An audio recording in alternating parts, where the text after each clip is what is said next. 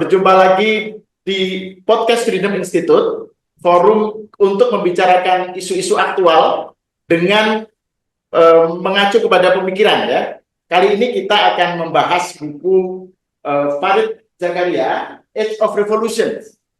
Kenapa buku ini penting? Karena kita ingin memahami nih konteks global sekarang ini, konteks mutakhir sekarang ini, misalnya terutama kemenangan Donald Trump di pemilu Amerika Serikat. Nah, saya bersama Bung Celi, Rizal Malarangeng. Halo, Cel. Halo Pak Sahal. Pak Sahal, buku ini bagus dan penting. Trump menang atau kalah, buku ini tetap bagus. Tetap penting, ya. Tapi karena Trump menang, barangkali ada insights, ada perspektif yang bisa diberikan kalau kita diskusikan buku ini yang cukup bagus. Karena buku ini kan bicara jangka panjang. Betul. Dan ini kan sebenarnya kan kemenangan Trump kemarin itu kan membuat banyak orang bertanya-tanya tentang apakah demokrasi Amerika atau liberalisme itu mengalami backlash. Apakah ini tanda era kemunduran, era kegelapan bagi demokrasi di Amerika, bagi liberalisme di Amerika. Ya. Nah, Fareed Zakaria di buku ini kan menjelaskan apa yang terjadi sekarang dengan mengacu kepada masa lalu, pada sejarah. Dan istilah dia tentang revolutions itu kan dia memulainya dari revolusi di Belanda, di Inggris dan seterusnya. Jadi ini kayak sebuah cara melihat masa kini dengan menariknya ke masa lalu. Ya. Nah, sebelum kita bahas buku ini, saya ingin tahu sebenarnya Fareed Zakaria ini bagaimana Celi punya catatan tentang dia? Ya, dia secara kan kalau kita mau mengerti bukunya, kita bagus mengerti orangnya juga. Kan dia ini hampir semua orang yang nonton CNN kan tahu dia salah satu penyiar intelektual di CNN kan, punya acara GPS yang berbicara soal geopolitik, diplomasi, pertumbuhan ekonomi. Dia sangat bagus sebagai dia keturunan India, imigran. Ini sama dengan banyak imigran yang lain di Amerika barangkali ya, yang sejarahnya kan di Amerika ada Amartya Sen, pemenang Nobel, Jagdish Bhagwati, ekonomi yang terkenal. Kalau penulis sastranya kalau di Eropa kan Salman Rushdie, Nepal. Ini diaspora India memang barangkali hebat-hebat ya dalam dunia teknologi kan. Microsoft, Apple, Google itu lapisan pemimpinannya banyak keturunan India. For whatever reason they are good, very smart. Nah, Zakaria adalah salah satu tokohnya. Bukan hanya penyiar TV loh, dia juga menulis buku yang sangat bagus, dan sebelum ini kan bukunya The Future of Freedom itu juga sangat luas dibaca, dan dia pernah menjadi editor Foreign Affairs pada usia 24 tahun. Yang Foreign Affairs itu managing editor ya, jurnal yang sangat terkenal dan bergengsi untuk foreign policy di Amerika dan di dunia. Nah, dia di Yale, dia ambil S1, itu salah satu profesornya Paul Kennedy, sejarawan terkenal international politics, yang menulis buku Rise and Fall of Great Powers. Kemudian dia ke Harvard. Harvard itu dia pembimbing dia menulis disertasi itu Samuel Huntington. Wah, itu legenda dalam ilmu politik. Suatu waktu kita akan diskusikan Samuel Huntington. Dan dalam ekosistem itu kan Fukuyama juga salah satu murid Huntington, tapi kakak kelas dari Fareed Zakaria. Jadi intinya sebagai pribadi, personal ini Fareed Zakaria bukan orang asing dalam dunia intelektual, dan bahkan ibunya kan di India, editor dari edisi Minggu Sunday Times, Times of India kalau nggak salah ya, dan ayahnya juga seorang intelektual. Jadi ini kayak anak ajaib. Fareed Zakaria menulis dengan begitu bagus dan berbicara sangat bagus, makanya dia menjadi penyiar CNN. Nah, kalau kita bicara bukunya, alirannya dulu ya, cara berpikir Fareed Zakaria gak jauh dari versi lain Huntington dan Fukuyama. Cuman ini kan dia campur geopolitik, dia campur sejarah revolusi khususnya, dan dia banyak populernya karena penyiar TV kan, dia harus mengikuti. Dan dia penulis kolom tetap juga di Washington Post. Jadi dia banyak mengikuti isu-isu aktual, tidak hanya masalah-masalah yang bersifat teoretik jangka panjang. Nah, ini tentang Farid Zakaria, kira-kira sebagai person ini buat saya termasuk salah satu tokoh dalam generasi kita nih, secara intelektual terdepan dalam ilmu sosial politik dan international politics. Ini generasi pelanjut dari soal itu, dia generasi pelanjut Henry Kissinger dalam international politics, dan dia bergaul dengan akrab dengan tokoh-tokoh seperti Henry Kissinger. Gitu kira-kira.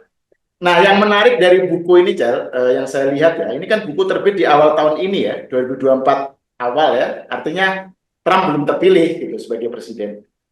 Yang kedua maksudnya. Nah, yang menarik, Farid ini kan melihat apa yang dia sebut sebagai tarik-menarik atau dialektika antara progres dengan backlash, antara kemajuan dengan kemunduran, serangan balik yang mengajak ke masa lalu gitu. Dan Trump itu kan dilihat sebagai salah satu contoh saja dari gejala yang dia sebut sebagai cultural politics atau identity politics gitu ya, yang nggak hanya terjadi di Amerika tapi juga di belahan negara lain kan, di Brasil, di banyak tempat gitu. Dan menurut dia ini fenomena yang membuat dikotomi lama antara left and right gitu, itu nggak lagi relevan gitu. Yang ada sekarang dikotominya open dan close.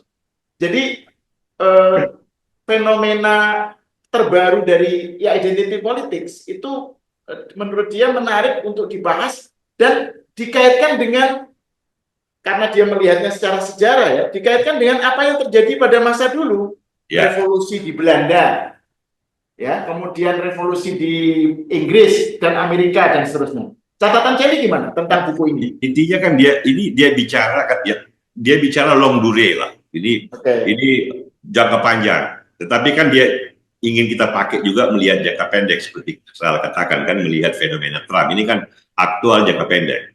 Jangka panjang kan dia selalu berkata bahwa setiap perubahan besar, ya, revolusi, ya, akan mendatangkan akibat jangka panjang, ya, yang membuat, katakanlah dalam kasus revolusi Inggris atau revolusi Amerika, berdampak pada perubahan besar pada tingkat ekonomi, sosial, dan politik. Setelah itu akan ada periode, ada counter reaction, ada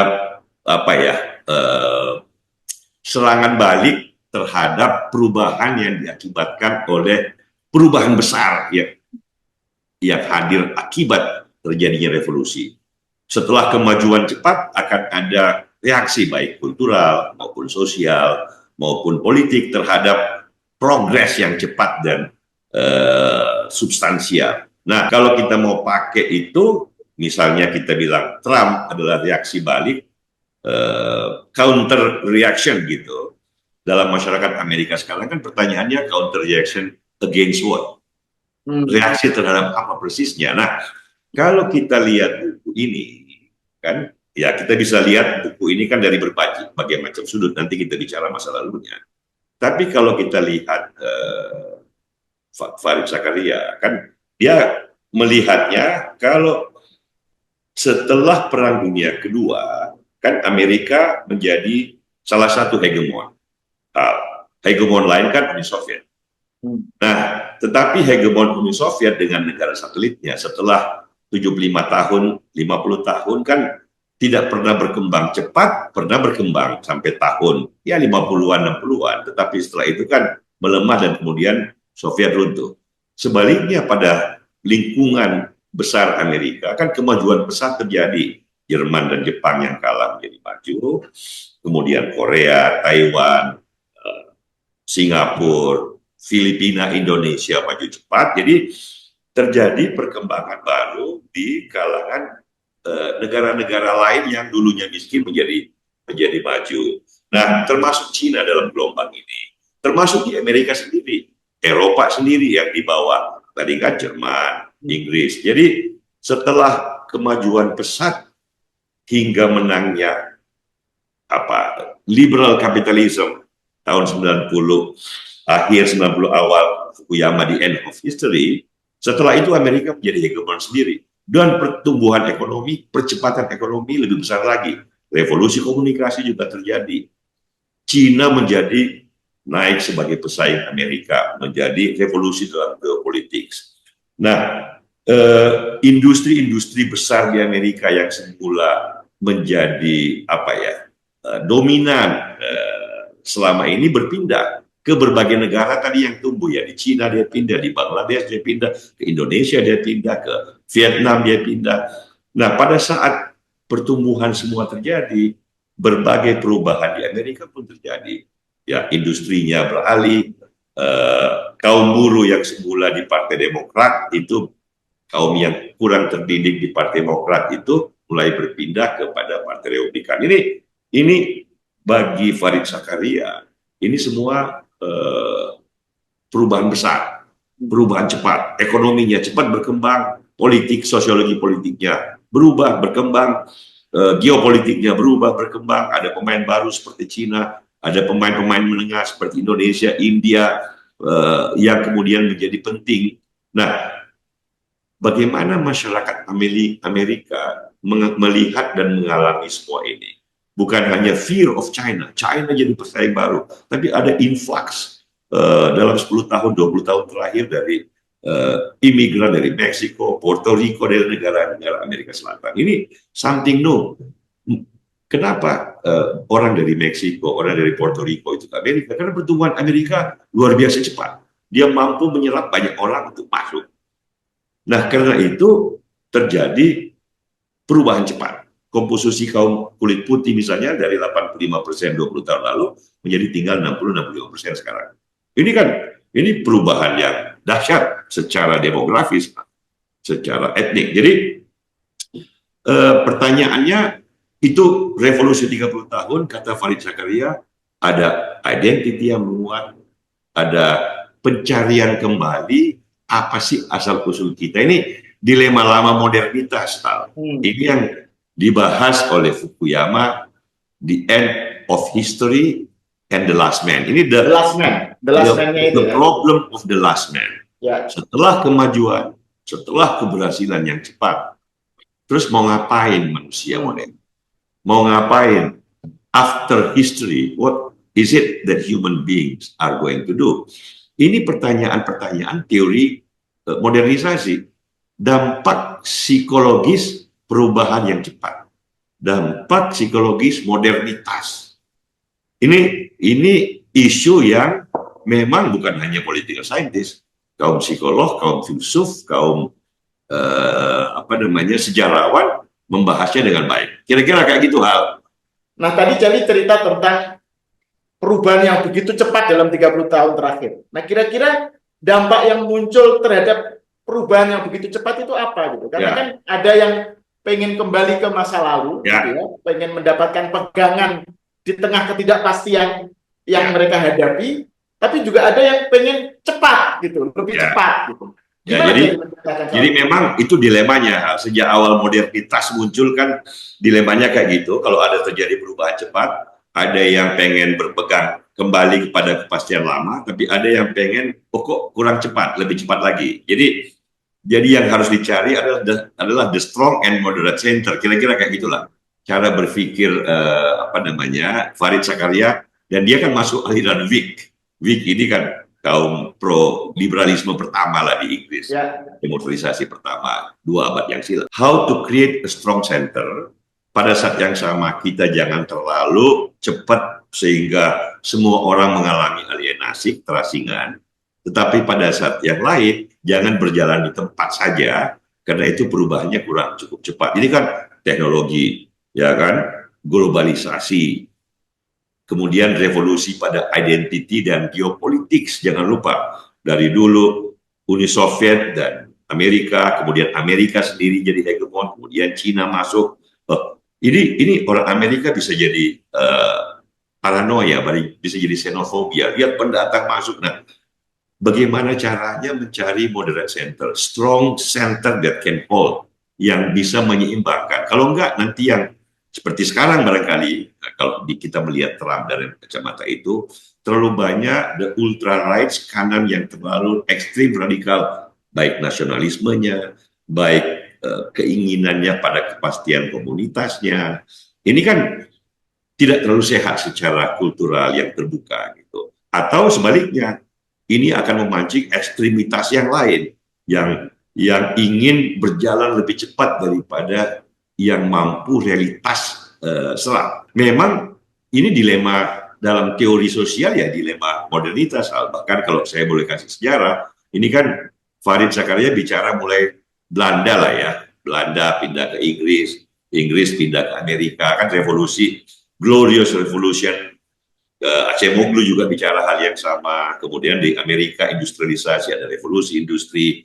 Ujungnya itu kan sebuah kompromi besar yang namanya welfare state, baik di Eropa maupun di Amerika. Pimpinan terbesarnya kalau di Amerika namanya Roosevelt. Kalau di Inggris, di Eropa macam-macam, termasuk Churchill bahkan dulu waktu masih menjadi partai liberal. Nah, tetapi sejak awal, kalau kita tarik ke belakang pada abad ke-15, Renaissance, di mana Eropa yang gelap mulai dapat perspektif baru, melihat kembali ke belakang dulu, karena ke belakangnya itu kan ke Yunani yang pemikirannya maju, zaman Aristotle, Plato, dan Socrates. Eropa 1000 tahun ke-8 kemudian terbuka, seperti membuka jendela dengan memasukkan mencari karya-karya lama, baik dari Byzantium maupun dari Iberia, Cordoba, dan sekitarnya, karya-karya Yunani yang diterjemahkan oleh kaum baik filsuf Arab, Yahudi maupun dari India. Jadi di Florence, salah satu pusatnya, ada pemimpin politik yang namanya Lorenzo di Medici. Ini yang generasi orang kaya Eropa sebelum Rothschild yang membiayai para raja-raja, tapi salah satu enlightened political power yang ada zaman itu adalah Lorenzo de Medici. Dia tokoh yang oleh Machiavelli, bukunya Sang Penguasa itu ditulis untuk Lorenzo, kan dipersembahkan karena dia patron. Dia juga patron dari kaum pelukis, Botticelli, dari kaum inovator seperti Leonardo da Vinci. Jadi sebagai penguasa pemerintahan, Lorenzo, penguasa ekonomi juga, Lorenzo ini mensponsori penerjemahan karya-karya yang mendatangkan apa yang kita sebut dengan zaman Renaissance. Nah, reaksi balik pertama terhadap itu dari pendeta Kristen, Savonarola ini benar-benar menganggap bahwa Renaissance itu adalah terlalu banyak membiarkan hal-hal yang ringan dalam hidup, hal-hal yang material, hal-hal yang gairah, dan sesuatu yang melangkahi keimanan normal, sehingga dia memimpin reaksi balik dan sampai membakar buku-buku dan bahkan mengekskomunikasi tokoh seperti Lorenzo. Itu catatan sejarah pertama, bahwa setiap ada keterbukaan baru, kesadaran baru untuk melangkah ke depan, pasti ada kaum yang menentangnya, yang berpegang pada kepastian lama. Dalam hal ini kan seorang pendeta yang ingin kembali kepada kemurnian lama. Makanya namanya kaum Puritan, kaum pure yang ingin memurnikan hidup yang tercemar oleh pengetahuan baru, oleh seni yang baru, oleh sensibility yang baru. Nah, dalam bentuk yang terakhir, mungkin kita bisa bilang bahwa sebagian pendukung Trump, kalau kata Farid Zakaria, adalah orang-orang yang melakukan reaksi balik secara sosial kultural terhadap perubahan besar yang terjadi selama 30 tahun terakhir. Kira-kira kayak gitu kalau kita mau membacanya.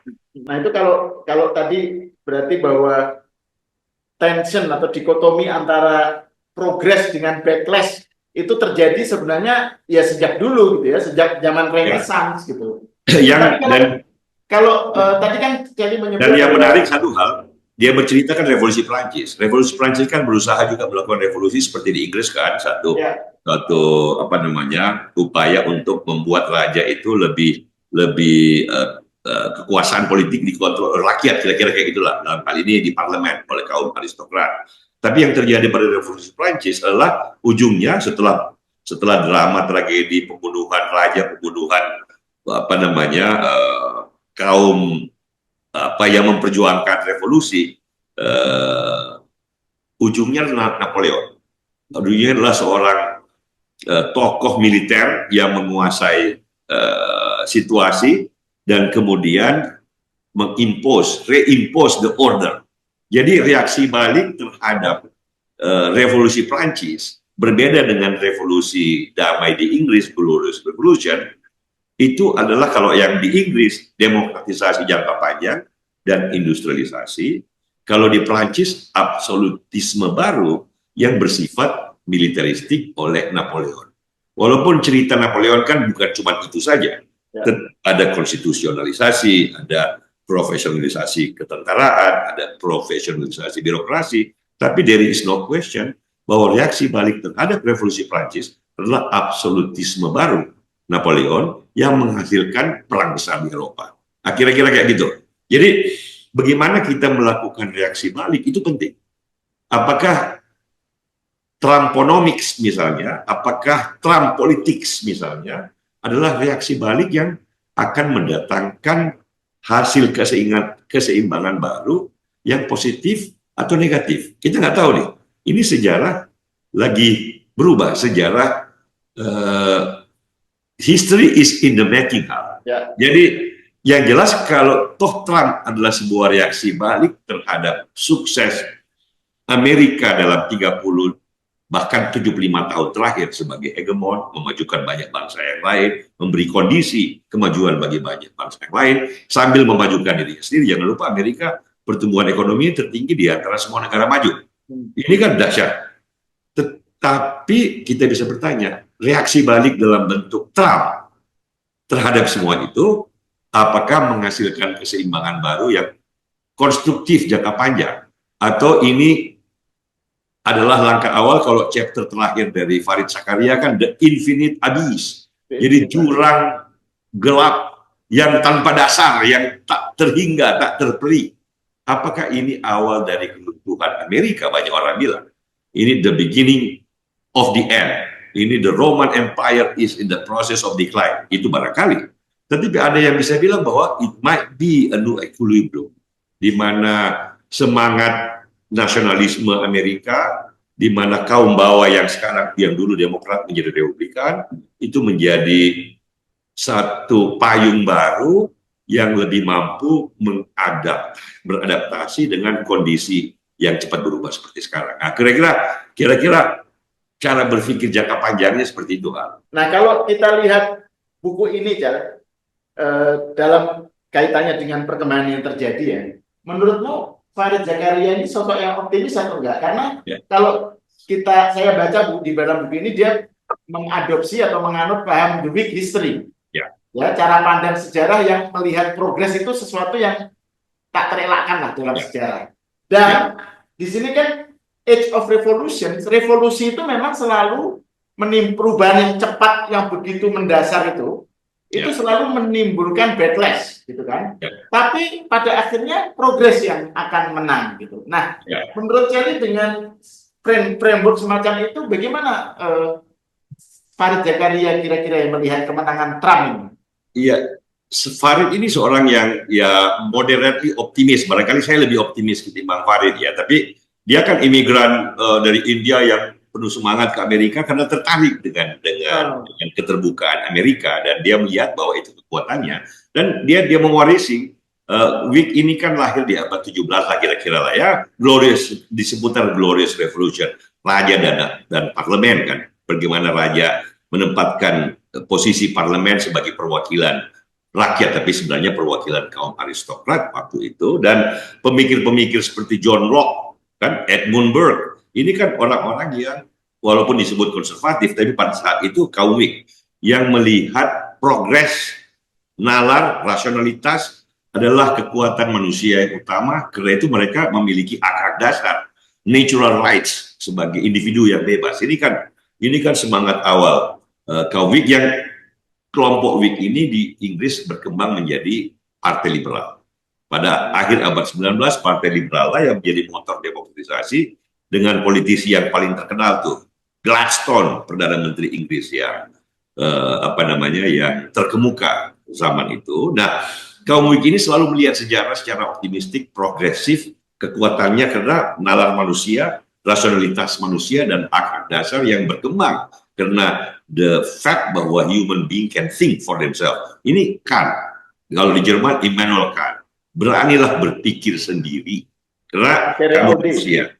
Ya, nah ini kaum Whig. Ini kalau toleransi beragama, Spinoza, kebebasan beragama. Nah, Benar seperti saya bilang bahwa dalam perubahan manusia, revolusi terjadi perubahan cepat, ada yang berhasil jangka panjang, ada yang mandek lagi, tapi faktanya adalah bahwa sejarah progresif. Perancis yang revolusi kemudian ada backlash Napoleon, pada akhirnya toh juga demokratis dan maju. Jerman yang ada backlash macam-macam sampai penyebab Perang Dunia Pertama dan Kedua, ada backlash lagi, sekarang juga menjadi negara peaceful, pasifis, bahkan kayaknya minta ampun.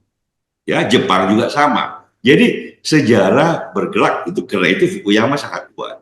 Ya, ada pergerakan sejarah yang cenderung progresif sifatnya karena ilmu pengetahuan, karena manusia yang selalu pengen tahu, pengen maju.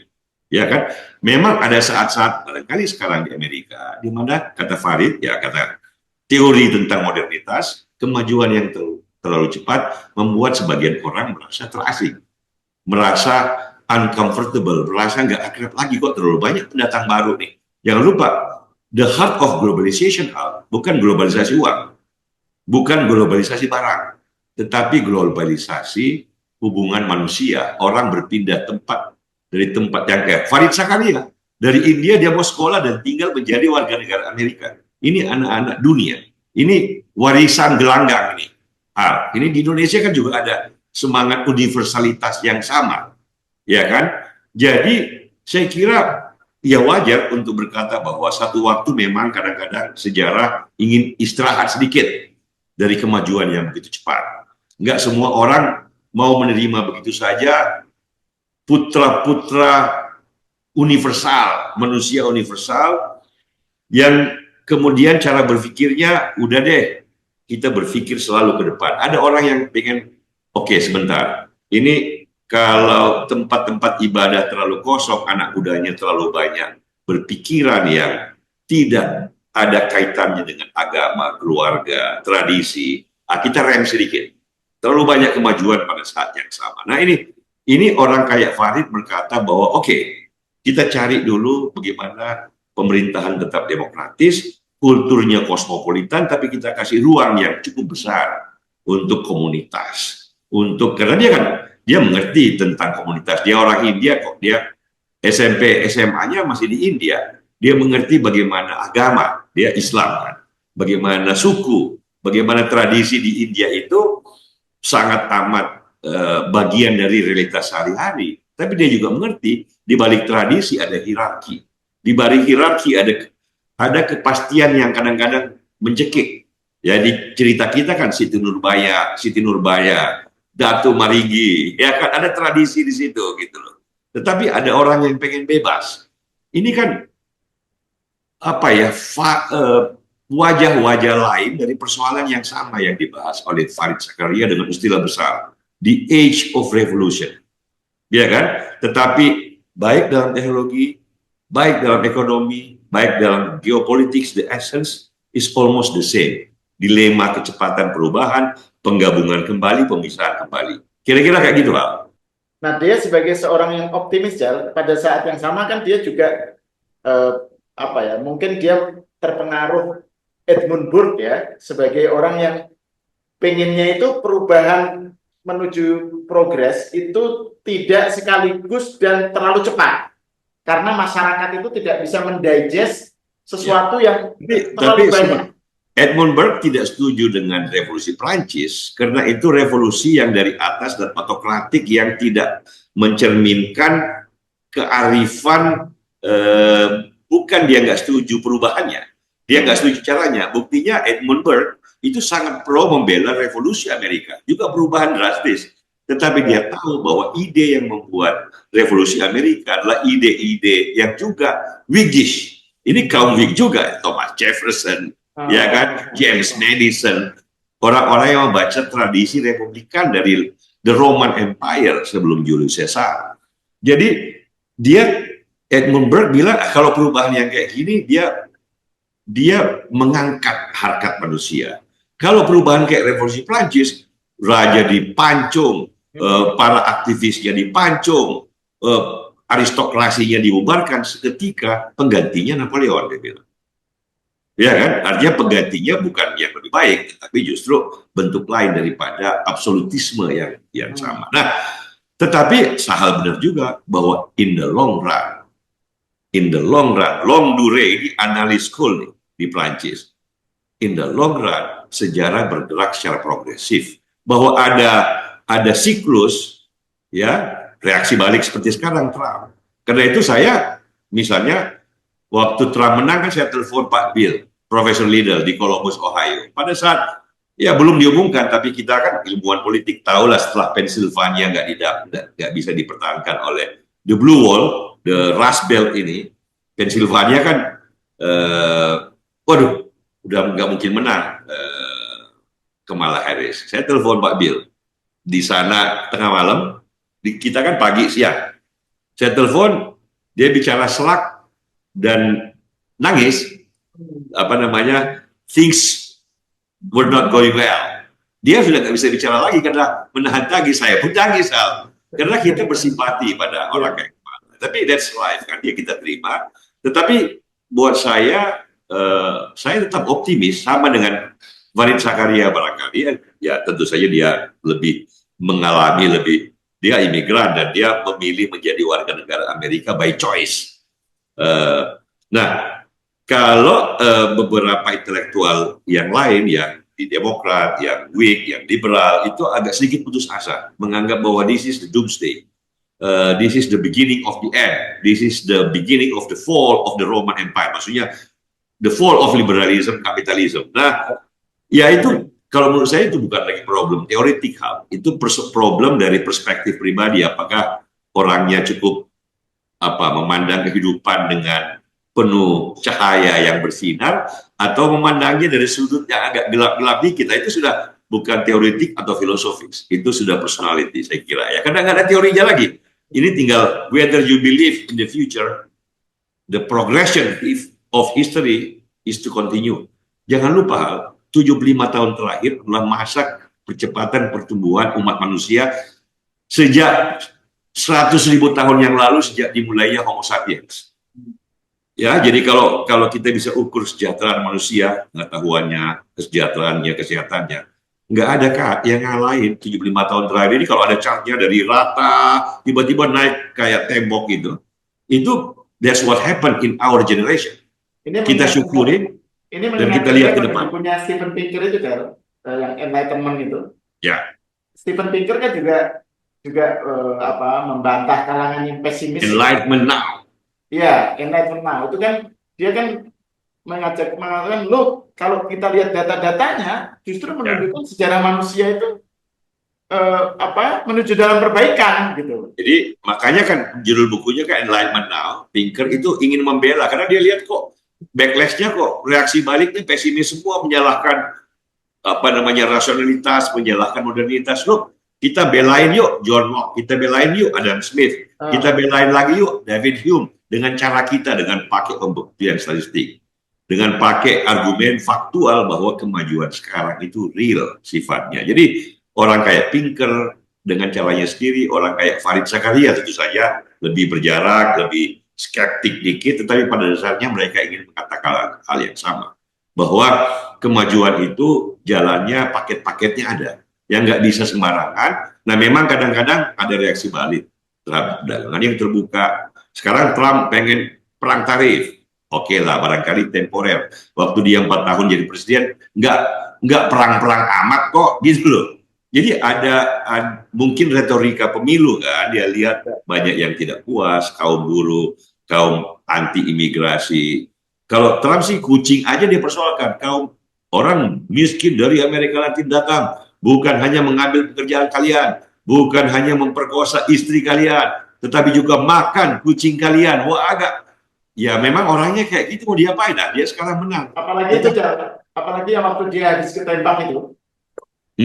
Nah, itu juga kebetulan sejarah. Hanya karena habis ditembak, kena telinganya, dia bilang, Tuhan sudah memilih aku to make America great again. God has chosen me to make America great again. Baru dia bilang, fight.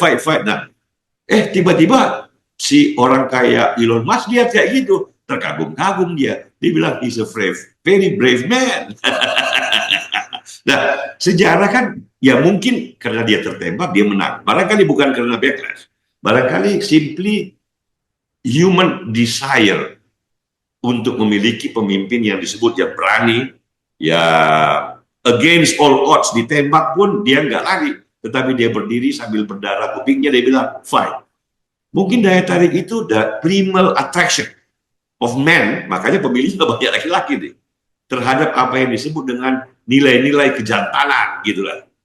You don't know whether it is the crucial factor of or not, tetapi jangan langsung berkata bahwa ini penolakan pada modernitas in toto secara keseluruhannya gitu. Mungkin lebih banyak nuansanya dibanding itu. Jadi jangan terlalu pesimis juga. Ya, ya. Jadi gitu kira-kira. Oke. Nah, terakhir Cal, kembali ke buku ini. Apa catatan Celi atau kritik Celi terhadap buku ini? Karena kan misalnya dalam perbincangan kita ya kan, Farid ini kan misalnya menganggap bahwa revolusi Amerika itu bukan revolusi dalam arti yang dia bayangkan. Revolusi itu kan tadi itu kan perubahan yang cepat dan mendasar dan menyangkut seluruh aspek masyarakat. Gitu. Ya, ya. Menurut Farid, revolusi Amerika itu revolusi yang top down, revolusi yang betul-betul tidak menyentuh atau tidak banyak berpengaruh terhadap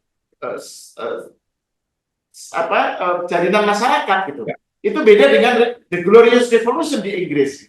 Ya. Nah, hal-hal semacam itu secara umum catatan Celi terhadap buku ini gimana?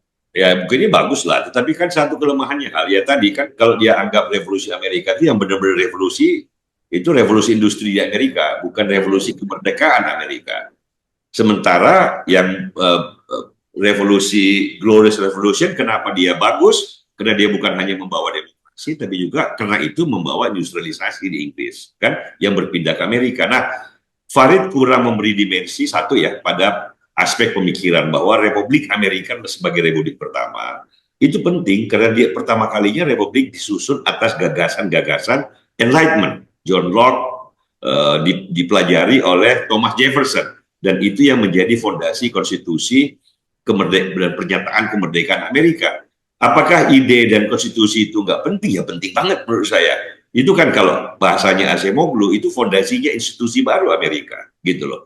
Kurangnya Acemoglu adalah dia tidak melihat idenya dan tidak melihat perjuangan politik kaum founding fathers Amerika dalam memerdekakan diri dari Inggris. Seolah-olah ya republik terjadi begitu aja otomatis gitu loh. Termasuk salah satu kelemahan Farid kan juga di situ. Bahwa Glorious Revolution kan ya selain ada ide, jangan lupa Enlightenment, Renaissance, terutama Enlightenment. Itu zaman Glorious Revolution, itu juga zaman Isaac Newton menemukan gravitasi, ya kan, pertengahan abad 17, itu bersamaan waktunya dengan John Locke, dengan Spinoza, dengan Descartes. Ada perubahan pemikiran yang memberi inspirasi dan memberi framework bagi para politisi, seperti misalnya Ketua Umum Partai Whig pada zamannya Lord Shaftesbury yang menjadi bosnya John Locke. John Locke kan kerja sebagai dokter sama Lord Shaftesbury yang menjadi ketua umum Partai Whig waktu itu yang memperjuangkan The Glorious Revolution, reformasi Inggris gitu loh. Ya, yang gini-ginian ini memang peduli seperti Farid Zakaria kan harus memilih. Dia ujungnya kesimpulannya sama dengan Fukuyama kan, dilema modernitas, the dialectic of the last man.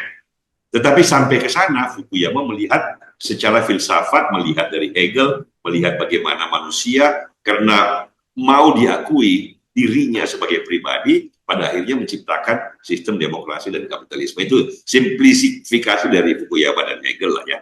Tetapi kan ujungnya sampai bahwa kalau mau menciptakan kemakmuran, keterbukaan, demokrasi yang langgeng, maka harus ada titik tengah keseimbangan di mana ada kekuatan politik yang cukup, ada sistem ekonomi yang berhasil bekerja, berjalan, terbuka gitu, ada manusia-manusia yang cukup mampu menghargai nilai-nilai dasar, pemikiran-pemikiran seperti penghargaan pada kebebasan, penghargaan pada individu dan kelompoknya, penghargaan kepada kemajuan. Nah ini Farid Zakaria ya keluarga besar dari kaum liberal, kaum moderat yang ingin melihat demokrasi, kemajuan ekonomi, perdagangan terbuka, hak-hak individu yang dilindungi dalam takaran yang memadai kebersamannya. Kira-kira gitu Al. Ya saya kira ini sekaligus sebagai penutup diskusi kita ya. lumayan banyak nih perjalanan intelektual Iya. yang diceritakan. Lain Dan kali ini kita bahas juga aspek mungkin lain. kita harus membahas lagi mendiskusikan lagi buku-buku yang tadi kita singgung, Jel, Fukuyama, Ya, Huntington, apa gitu. Next time ya. oke, ada Huntington, ada Fukuyama, jangan lupa Karl Popper, jangan lupa Popper ya, Open Society and its Enemies. kapan-kapan kita diskusi Karl Marx sebagai pemikir. Itu penting. Ya. Itu transisi fondasi yang berbeda, tetapi penting untuk dipahami supaya kita memahami gejolak. Jangan lupa banyak ya, Soviet kan sudah runtuh, tapi sebelum dia runtuh kan itu setengah dari penduduk manusia Cina zaman Mao kan itu kan terpengaruh oleh pemikiran seperti itu, dan itu patut kita pahami kalau kita mau pahami sejarah dengan lebih utuh. Ya, jadi podcast ini kita peruntukkan untuk membahas buku-buku baru tentang isu-isu baru, tapi juga kita membahas buku-buku lama yang masih aktual, gitu ya.